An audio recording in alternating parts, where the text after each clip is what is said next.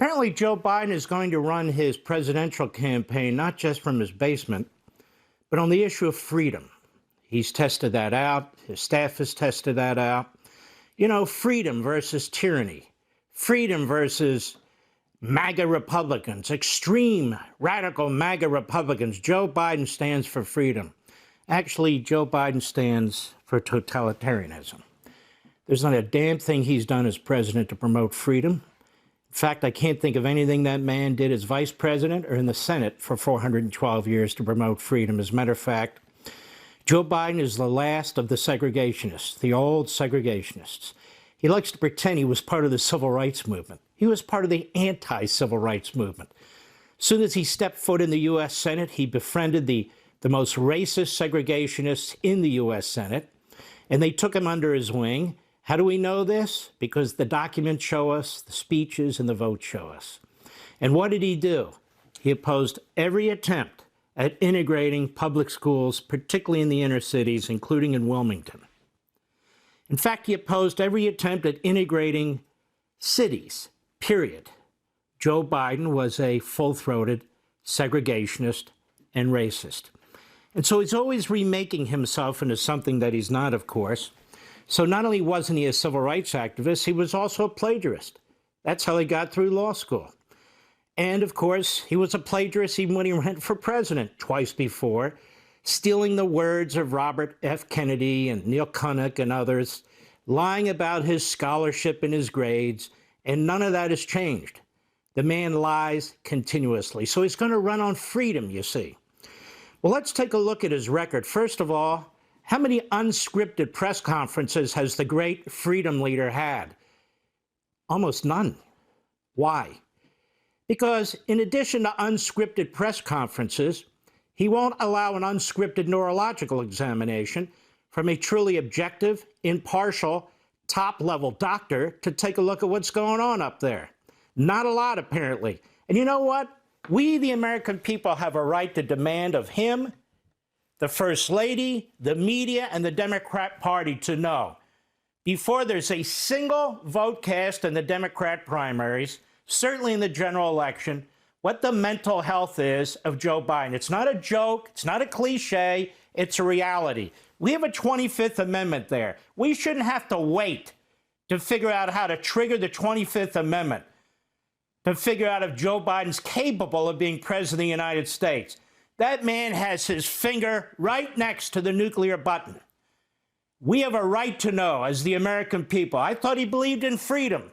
Now let's look at his freedom agenda and policies. Disinformation board, Twitter, FBI, DHS censorship, replacing equality with equity.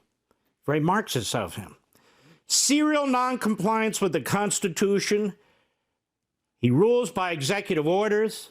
War on energy independence. It doesn't sound very free to me. Banning air conditioning units, gas stoves, combustion engines, fossil fuels. Destroying women's sports. So far, does that sound very free to you? Turning our borders over to mass murdering drug cartels. Overseeing the sex trade, enslavement of children, and crimes on our borders. Millions of illegal aliens flooding our towns and cities, our schools and our hospitals. Tons of fentanyl, other drugs, illegal weapons. So much for gun control coming across our border. Proposing to steal people's wealth, a wealth tax? Really? Venezuela must be very proud. We're on the independence of the Supreme Court and individual justices like we've never seen before. War on the pro-life community. War on parents.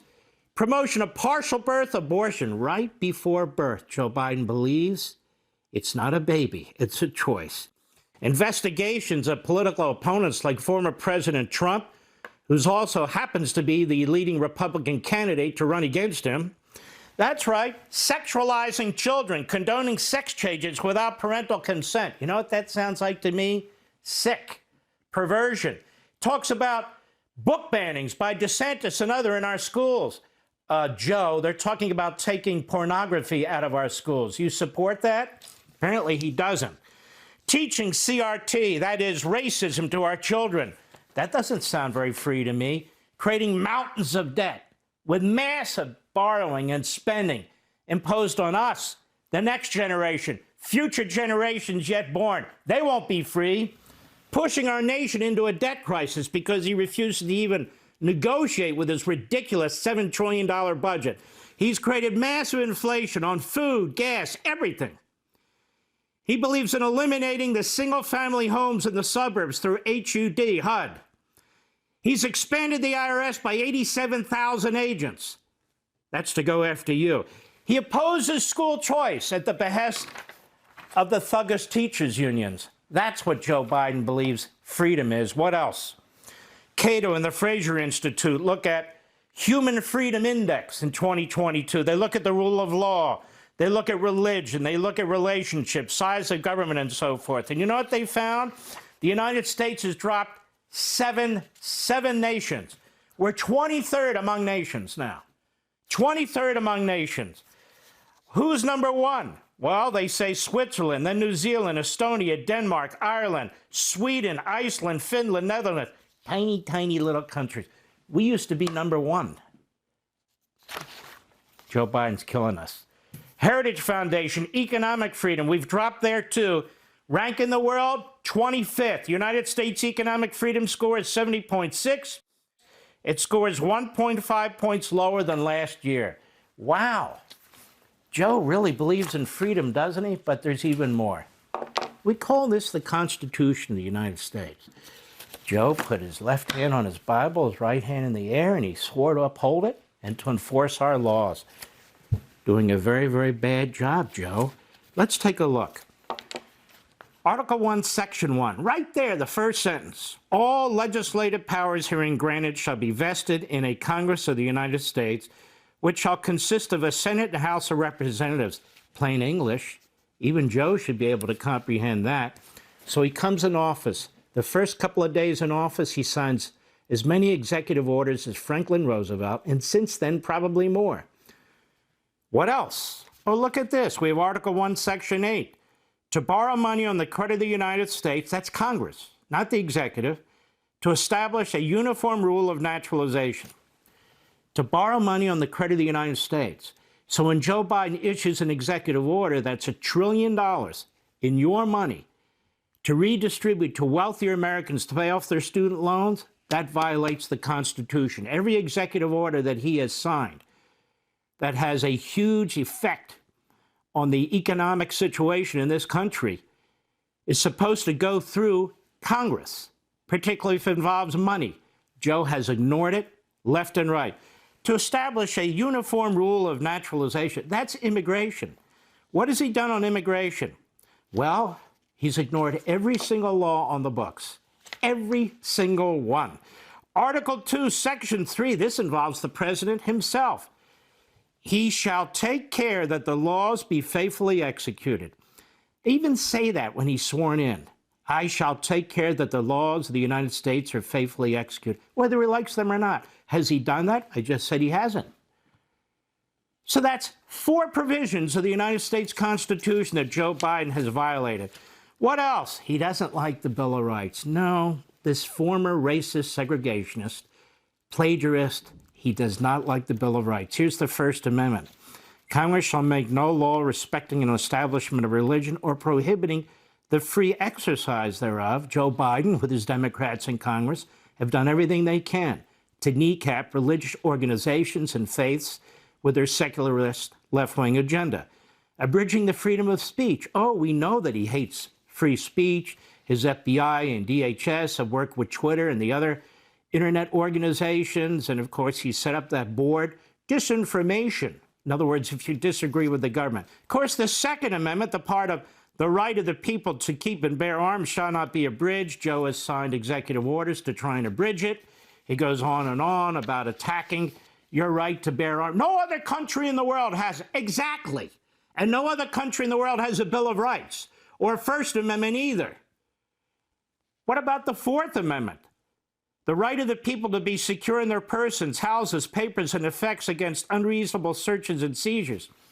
Did not the Inspector General of the Department of Justice testify a few days back that there were 1 million cases of the FBI doing unreasonable searches?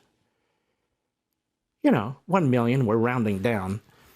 What about the Fifth Amendment? The part that says you're not to be deprived of the life, liberty, or property without due process of law. What's this wealth tax and these other things? They come up with all these regulations to steal your property. And I've only just begun. The Constitution of the United States is what protects us from government. It's what keeps government in its proper limited lane. And Joe Biden and the Democrats are endlessly attacking the framers, attacking our foundational principles. They seek to destroy the Constitution. Anything that's in the way, they want to destroy, burn down, whether it's the Supreme Court, whether it's the filibuster rule, whether it's our voting system, whether it's the borders, and so forth and so on. So Joe Biden's going to run as the freedom president? No. He should run as the oldest living former racist segregationist from the 1970s, who opposed integration then and opposes it today. That's right. He embraces critical race theory, which wants to resegregate America, black and white. Want to see more Mark Levin? Go to levintv.com and subscribe now.